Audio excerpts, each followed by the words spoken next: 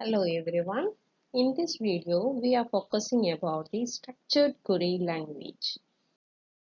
Originally, this SQL is called as IBM SQL language, which is developed as a part of SystemR project. Subsequently, this SQL is renamed to structured query language. Like other programming languages, this SQL is also standardized by ANSI and ISO. And many versions are there. Among this, the most popular one is SQL 92. This SQL lets us to access and manipulate the relational databases. That is, it is a standard tool for RDBMS. The data in the RDBMS is stored in form of tables. A table is a collection of related data entries which consists of rows and columns. So this SQL can be used to perform the operations in a relational database like to create tables, insert the data into the tables, updating the data in the tables, deleting the data from the tables, retrieving the data from the tables, and to provide control to access the data in a multi-user database. SQL is a non-procedural language where we need to specify what to do rather than how to do. Some of the advantages of SQL are smaller code snippets, simplicity, easy code writing, reduced maintenance cost. SQL statement consists of reserved words and user-defined words. Reserved words are fixed part of SQL language and they have a fixed meaning. Whereas the user-defined words are made up by the user and these names represents various database objects like tables, columns, indexes and so on. Along with these words, operators are also part of an SQL statement. To mark the end of every SQL statement, a terminator is used and the statement terminator in the SQL is semicolon. The various components of SQL language are DDL, DML, DCL and TCL. So this DDL stands for data definition language and they are used for creating and modifying the table structure. DML is data manipulation language which is used for manipulating the data within the table. DCL is data control language which is used to create privileges to allow the user access. TCL stands for transaction control language which is used to control and manage the transactions to maintain the integrity of data. So the DDL component. DDL statements are used to alter or modify a database or table structure and schema. So these statements handle the design and storage of the database objects. So the various DDL statements are create, alter, drop and truncate. DML statements are used to insert new records, delete unnecessary records and update or modifying the existing records in a table. So the DML statements include select, insert, update and delete. DCL statements control the level of access that users have on database objects. So these commands helps the users to retrieve and modify the data stored in the database with some specified queries. Grant and revoke belong to these type of commands of the DCL. The grant command allows the users to read or write on certain database objects, whereas the revoke command withdraws the user privileges on database objects if any granted. It does the operations opposite to the grant command. TCL stands for Transaction Control Language and these statements allows us to control and manage the transactions to maintain the integrity of the data within the SQL statements. Mainly three TCL commands are there: commit, save point and rollback. Commit commits a transaction, it stops a transaction and it saves all the work done. Save point, it marks and saves the current point in the processing of a transaction. The current point in the processing is saved. Rollback, this command rollbacks the transaction in case of any error. That is, it is used to restore the database to the last committed state. Some of the domain types in SQL that describes the type of the data that we can store in the table are integer to represent the integer values, number p comma d represents a fixed point number with user specified precision, float of n represents a float value with user specified precision of at least n digits, double precision floating point values, varchar of n, it is a variable length character string with a user specified length n, character of n, fixed length character string with user specified length n, text used for columns which store text which is generally long in length, date used for columns to store the date values, calendar date containing year, month and the day of the month, time of the day in hours, minutes and seconds. Now let us look into the data definition language in detail.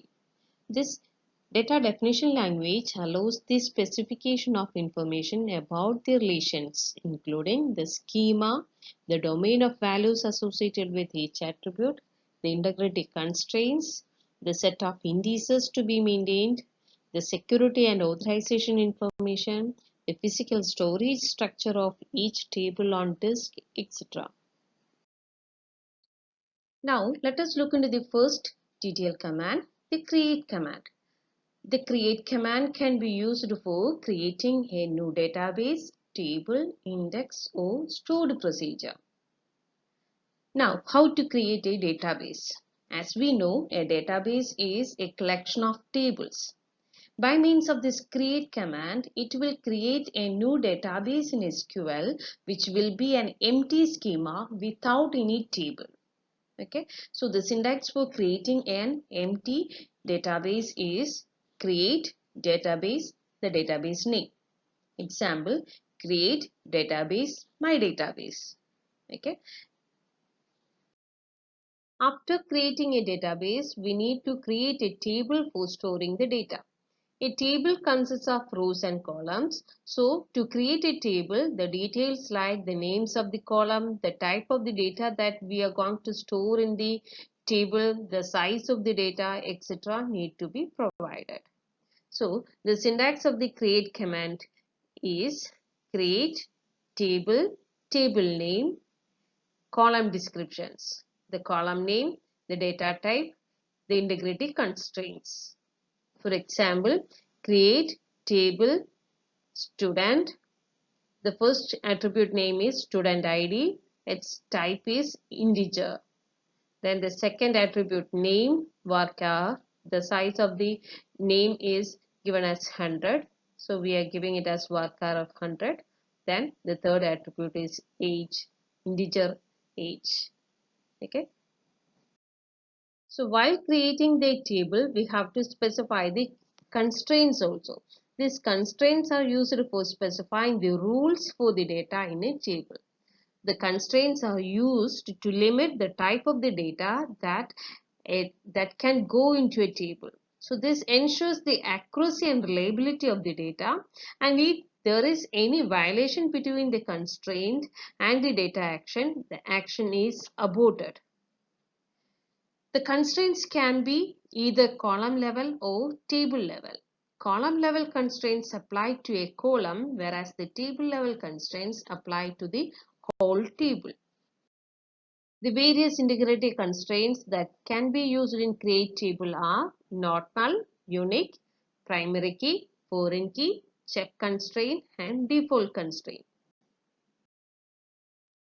Now let us look into the first type of integrity constraint, the not null constraint. In SQL, by default, a column can hold null values.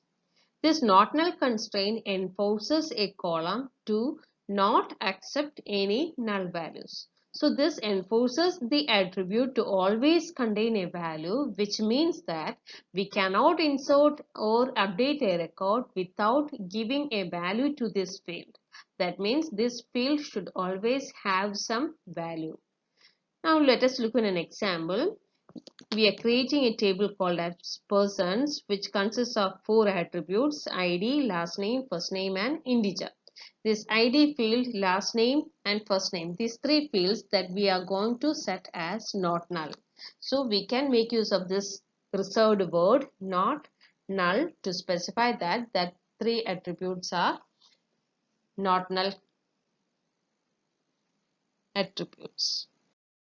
The unique constraint, which ensures that all the values in a column are different. The unique and the primary key constraints provide a guarantee for the uniqueness for a column or a set of columns. Now let us consider the persons table. Here the ID attribute is defined with unique constraint, which ensures that all the ID values are unique. The primary key constraint, which uniquely identifies each record in a table. The primary keys must contain unique values and cannot contain null values. That is, it is a combination of this unique constraint and the not null constraint. A table can have only one primary key, and in the table this primary key can be a symbol attribute or a composite attribute. A primary key constraint automatically has a unique constraint. However, we can have many unique constraints per table but only one primary key constraint per table, right? So in our persons table, the ID attribute is defined as a primary key, which ensures that this ID should be consists of unique values, and all it should not accept null values, and by using this ID, which we can identify each record in a table, uniquely identify each record in a table. Now let us look into the foreign key constraint. A foreign key is nothing but a key which is used for linking two tables together. A foreign key is a field or a collection of fields in one table that refers to the primary key of another table.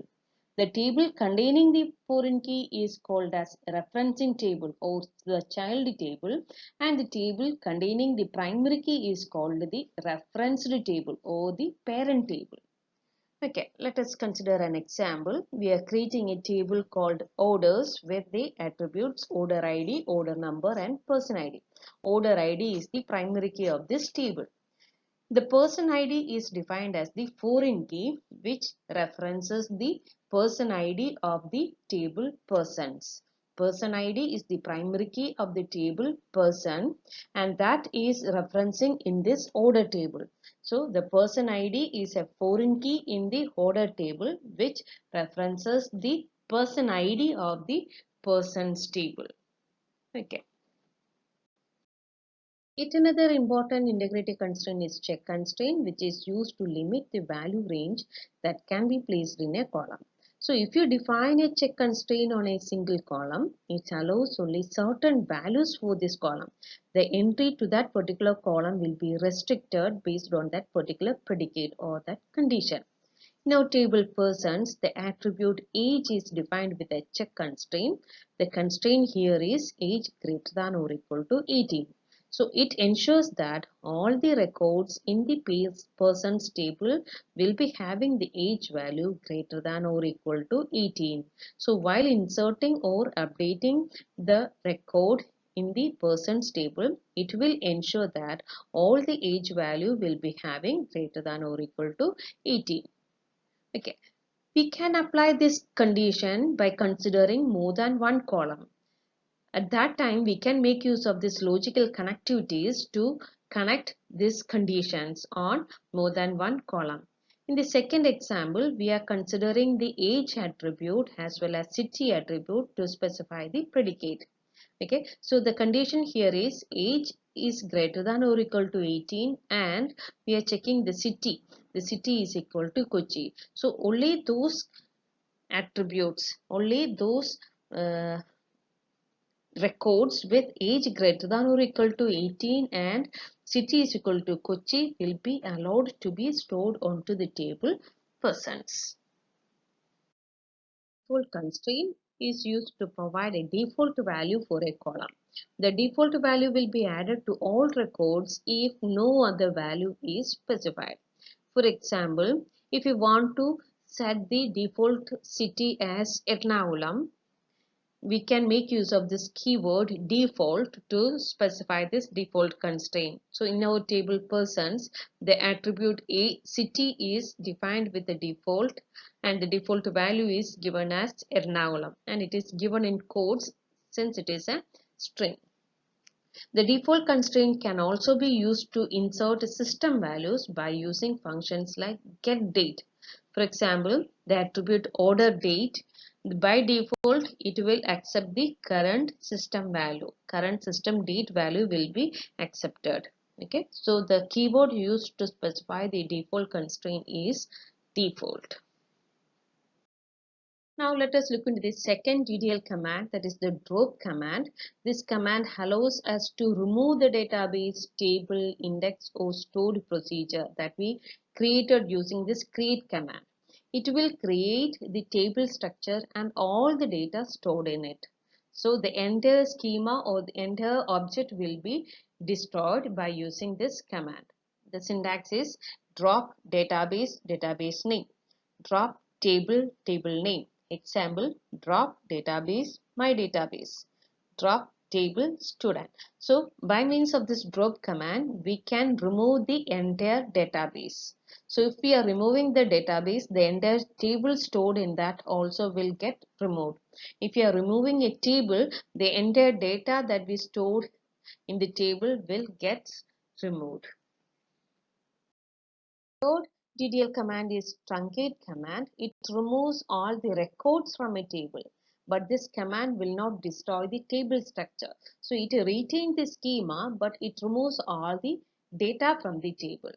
The syntax is truncate table, table name, truncate table student. So the above query will delete all the records from the table student. Okay, so it removes all the records from the table, but it maintains or it retains the table structure. It will not destroy the table structure. Another very important DDL command is alter command, and this command is used to modify the structure of an existing table. The syntax is alter table, table name, action. So this action specifies what things that we are going to modify in the existing table. This alter command can be used for adding one or more columns, dropping one or more columns. We can modify the column definition. We can rename the columns or table. So if you want to add a column to the existing table, we can make use of this alter table command. Alter table, table name, add column name, data type, constraint. This constraint is an optional one. Example, alter table student, add marks integer not null. Or we can give it as alter table student, add grade character. Okay, so if you want to delete a column from the existing table, we can use this drop keyword along with the alter command. The syntax is alter table, table name, drop column, column name. Example, alter table student, drop column grade. Okay, we no need to specify the data type or constraint. You just give the column name. Okay. We can change the data type of a column in the existing table using this modify keyword along with this alter table command. The syntax is alter table, table name, modify, column name, the new data type. And if any constraint, you can specify the constraint also. Example, alter table, student, modify, marks, float of 5. Previously, the marks is defined as integer. Now we are modifying the data type to the float. We can rename a table or a column using this alter command. The syntax is alter table, table name, rename to new table name. Example, alter table student, rename to MCA student. So the table name student is renamed to MCA student. Then if you want to rename a column in the existing table, we can give it as alter table, table name, rename column, the old name to new name. Example, alter table NCA student, rename column. Previously, the old name is marks and we are going to rename it to new marks. So the example is alter table NCA student, rename column marks to new marks. So in this video, we discussed about the various DDL statements like create command, the integrated constraints used in the create command, drop command, truncate command, and the alter command. Thank you.